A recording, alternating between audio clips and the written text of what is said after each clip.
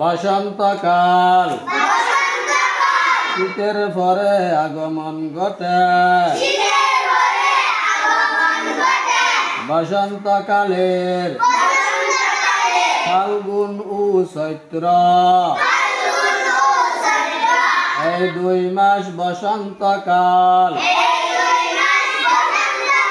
বসন্তকালকে বলা হয় ঋতুর রাজা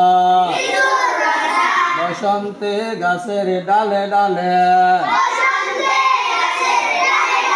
নতুন পাতা গজায় আম গাছে মুকুল ধরে বাগানে নানা ফুল ফুটে